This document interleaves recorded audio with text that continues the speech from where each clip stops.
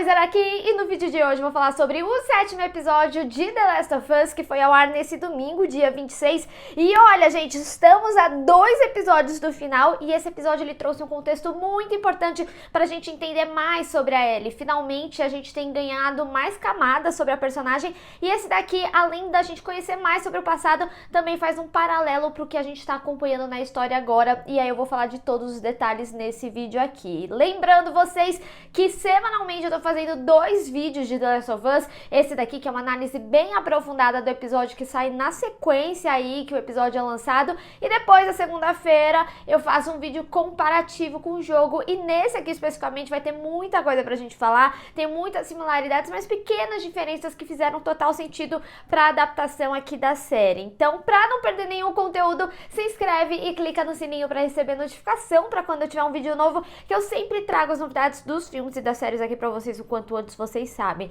Bom, gente, estou muito contente com esse episódio, né? Principalmente porque a gente tem uma adaptação direta à DLC. Só pra quem não sabe do contexto, na época que estreou a DLC foi um pouco depois do jogo, então foi uma história que encaixou em determinado momento da história total aí do jogo, que é exatamente onde foi inserido aqui na série, e aqui eles fizeram de forma bastante orgânica também, né? Mas é muito legal porque assim, gente, todos os detalhes, mesmo que tenham pequenas mudancinhas, eles estão aqui nesse episódio. É assim, maravilhoso. E eu devo dizer que tem um detalhe que é muito legal e que eu tenho falado bastante aqui nos vídeos, que são aspectos que existem no jogo e como que eles inserem de forma muito orgânica aqui, como o caso da lanterna. Em determinado momento a gente vê que a Ellie, ela sacode ali a lanterna porque ela tá piscando.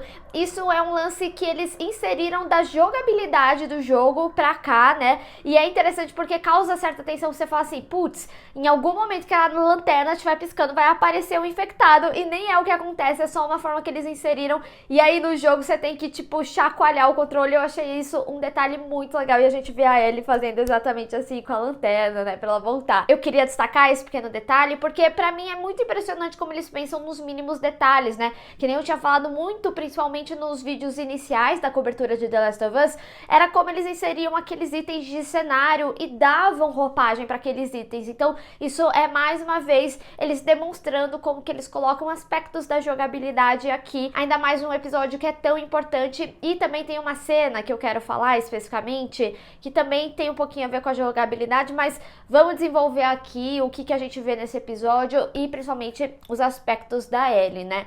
Bom, gente, esse episódio basicamente ele serve como um grande paralelo, pra gente entender a Ellie, entender aspectos da personalidade dela, quem que ela foi, quem que ela é, que a gente tá vendo aí, e como essa história também faz um grande paralelo do que aconteceu no passado e o que tá acontecendo agora de novo. A Ellie, ela se vê numa situação em que ela tá perdendo uma pessoa que ela gosta muito de novo, né? Então por isso que a gente tem esse momento inicial dela cuidando ali do Joel, e como ela hesita quando ela vai procurar alguma coisa ali na casa. Não é nem que ela hesita, né? Mas vem um medo, vem um flashback. Então esse flashback ele vem muito orgânico para ela lembrar como que foi essa sensação que ela teve, e de novo se vendo numa situação de perda. A gente já viu muito que a Ellie falou aí ao longo da temporada, como o grande medo dela era ficar sozinha. Isso é algo que a gente já ia sentindo na personagem, mas ela deixou muito bem claro ali no episódio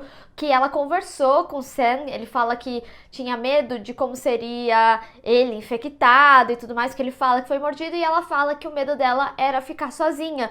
Tanto que depois, até quando eles estão lá em Jackson e o Joel tenta empurrar ela pro Tommy, ela fica bem brava, porque mais uma vez ela estava sendo abandonada. E ela tem esse aspecto de abandono, principalmente porque ela é uma órfã, ela não conheceu seus pais, ela sempre esteve sozinha. Então quando a gente tem essa história aqui dela com a Riley, a gente vê de novo esse abandono, porque quando a gente inicia esse flashback dela, a gente até vê ela ali na escola militar. É muito legal que ela tá com o Walkman, né? Isso é algo que vem desde o jogo ali, principalmente essas músicas que ela ouve, é de uma fita que a Riley fez pra ela.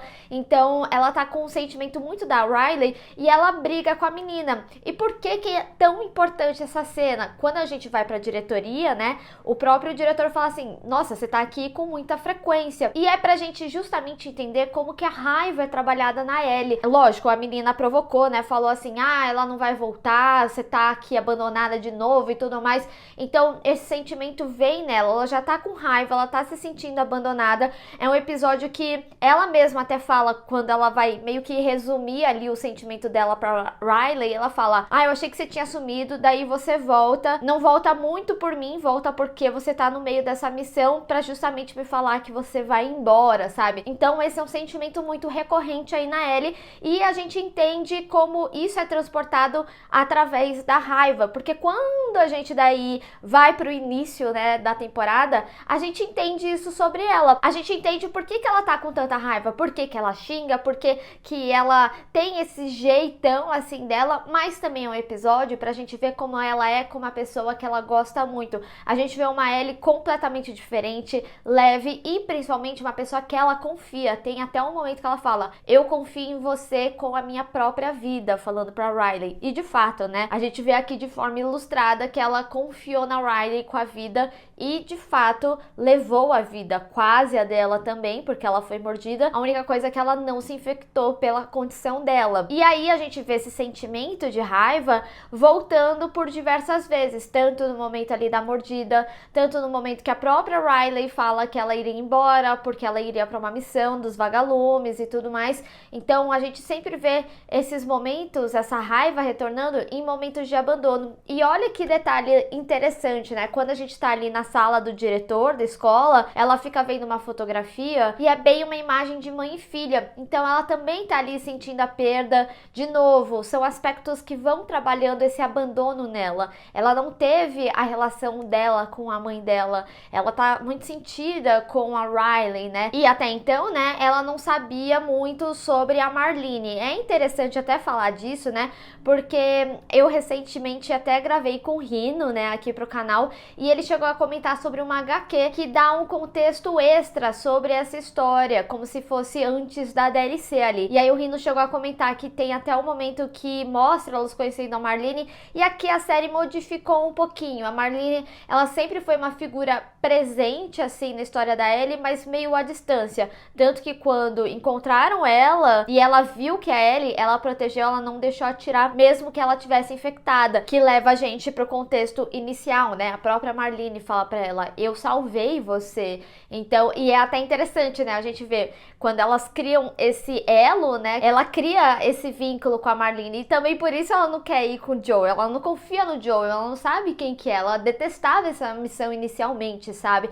Então, é muito legal a gente entender cada vez mais e também preencher algumas lacunas da história dela, porque até então a gente não sabia muito sobre a Ellie. A cada episódio a gente via que ela ia se abrindo um pouquinho mais, mas o fato é que a gente também percebe que ela mentiu ali pra Tess no segundo episódio. Quando ela fala que ela foi no shopping, ela fala que tava sozinha, e no final a gente vê aqui que ela tava com a Riley. E aí a gente vai preenchendo várias lacunas, como por exemplo o próprio livro de piada, né? Era algo que era dela e da Riley ali. Logo no início do episódio a gente vê que tem um livro de piada na cabeceira, mas que a Riley acha uma nova edição e dá ali pra ela, né? E é até legal pensar nos episódios pra trás que quando a Ellie, ela começa a inserir esse livrinho de piada ali pro Joel pra tentar fazer uma quebra, né?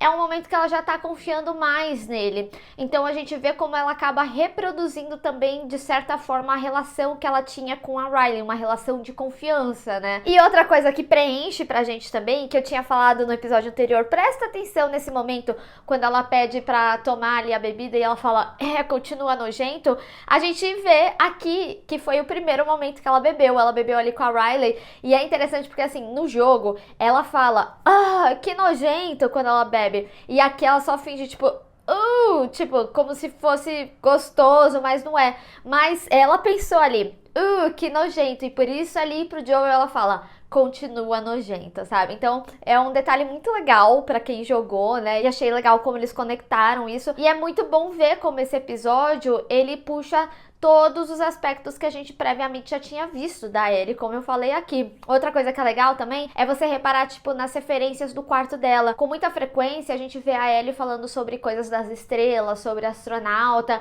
e ali no quarto dela é uma parede que tem várias referências de fases lunares, né? Tem até uma foto de dinossauro que é algo que a Riley mesmo fala pra ela, né? Tipo, quando ela fala, eu tenho uma surpresa pra você, ela fala assim, você vai me mostrar um dinossauro, alguma coisa de dinossauro, sabe? E também, né, o detalhe da camiseta listrada, a gente vê, mesmo que não seja a regatinha igual do jogo, ela também tem ali a sua camiseta listrada com listras rosa, muito fofa. E não só, né, a gente também vê ela lendo o quadrinho, que é tão importante pra ela, que a gente viu até mesmo ela ali com o Sam falando, eu amo esse quadrinho, eu já tive as edições tal, sabe? Então, todos os elementos trabalhados da Ellie até então estão aqui nesse quarto dela. Então é muito legal como eles, no quarto dela, trazem esses aspectos da personalidade dela. E outra coisa, gente, que eu não posso deixar de falar, é esse easter egg que a gente vê também na parede, um desenho de girafa. Mais uma vez, a girafinha aparecendo aí. De novo, é um contexto muito importante pro jogo e é muito legal ver como eles vão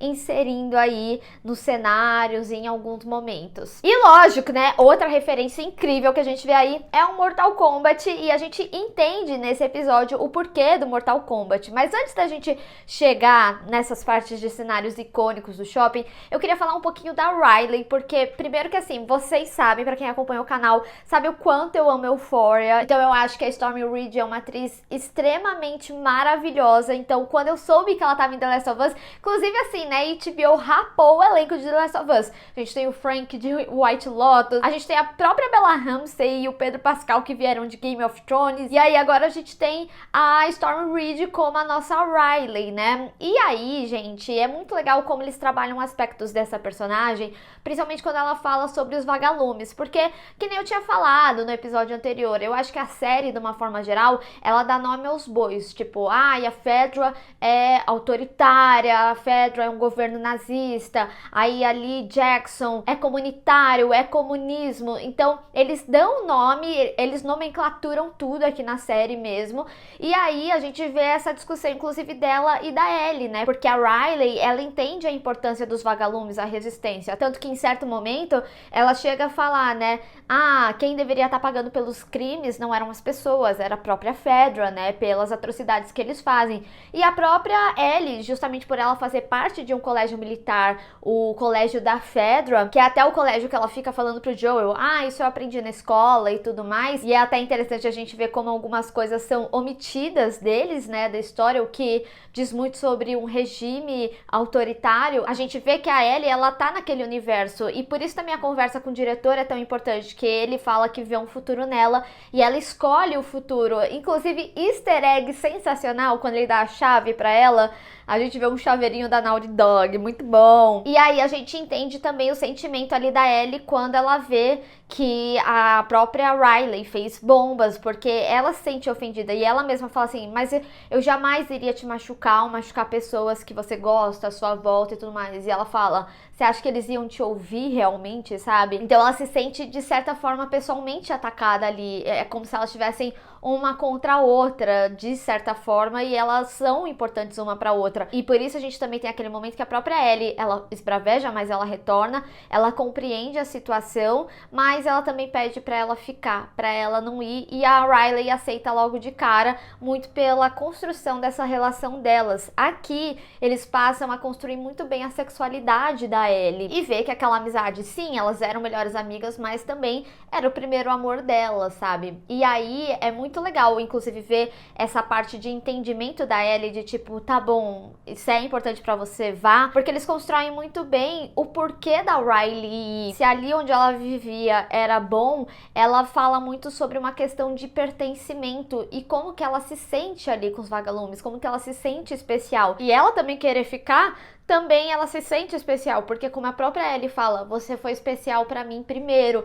Então, assim, é muito legal como eles trabalham esses aspectos psicológicos das personagens, como que eles trabalham essa relação delas e principalmente como a gente entende esse sentimento da Ellie com relação ao abandono e por que ela tem tanto medo de ficar sozinha, que a gente já viu por diversas vezes, né? Ela, inclusive, brigando com Joel. E devo dizer também, né? Quando a gente fala de The Last of Us, adaptação, eu gosto muito como eles trazem algumas discussões. E uma das coisas que eu quero trazer aqui é como eles colocam esse tom realístico do apocalipse.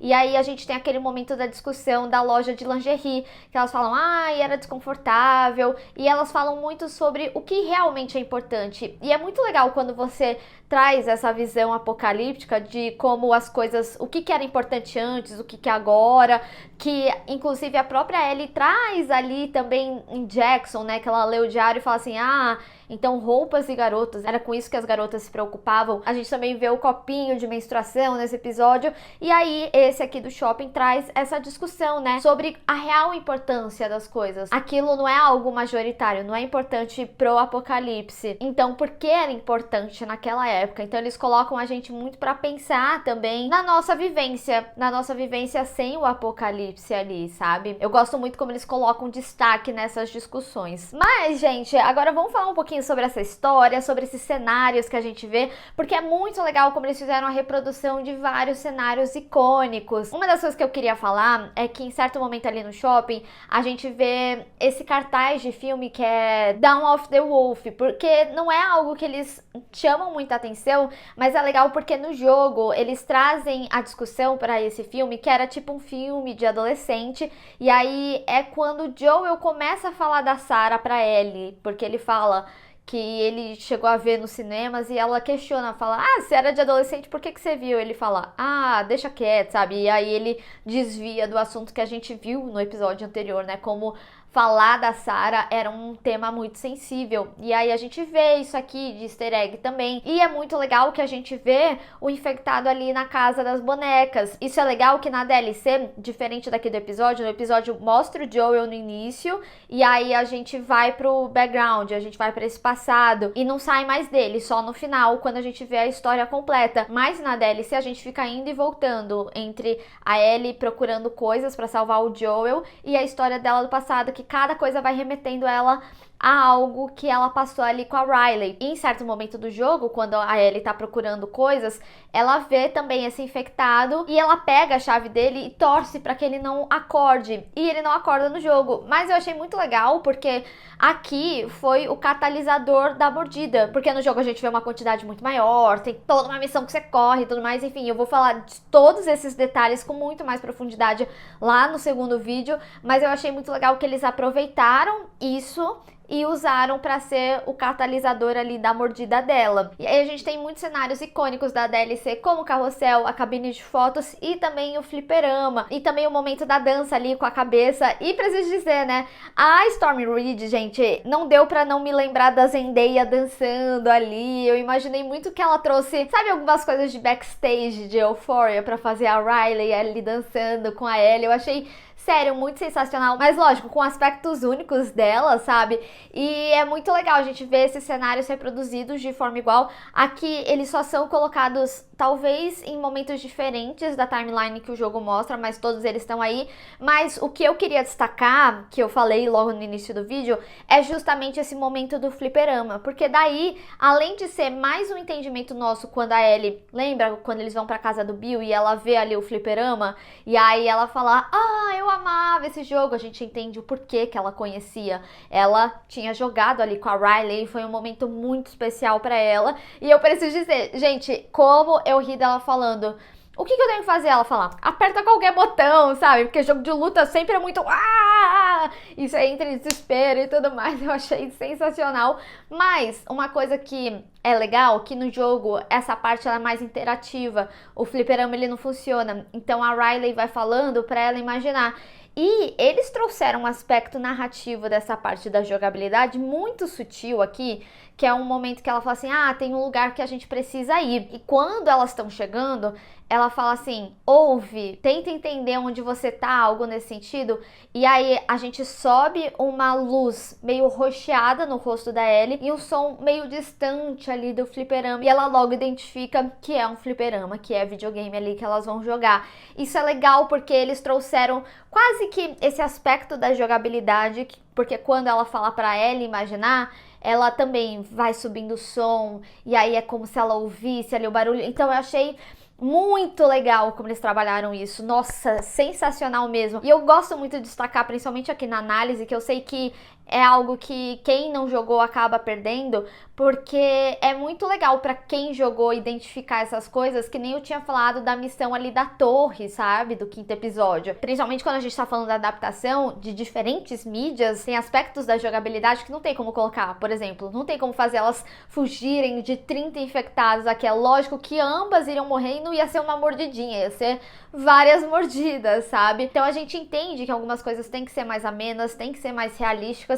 mas é muito legal ver como eles vão colocando aspectos ali do jogo que faz total sentido pro que a gente tá acompanhando, e esse foi um detalhe que eu achei maravilhoso nesse episódio. E além disso tudo, o episódio ele é abraçado com uma trilha sonora oitentista, né? Tanto ali o momento da Ellie ouvindo a música que remete a Riley, quanto no momento que elas estão descendo ali no shopping, a gente ouve o Ahá, a música que elas dançam ali na loja antes de serem mordidas, é a mesma música do jogo que elas também dançam, apesar da timeline ser um pouquinho diferente, mas é quase como se o episódio abraçasse a fita que a Riley fez, então a gente vive na fita da Riley. Sério, é um toque muito legal. Gente, vocês podem perceber pelos vídeos aqui, eu tô muito impressionada com o trabalho, com o cuidado, tudo que foi feito ali pelo Craig Mazin e pelo Neil Druckmann, a atenção nos detalhes do jogo, a técnica como ela é exposta, sabe? Gente, os cenários estão lindíssimos, até aquela parte de trás do shopping que é super medonha, que a Ellie até fala assim,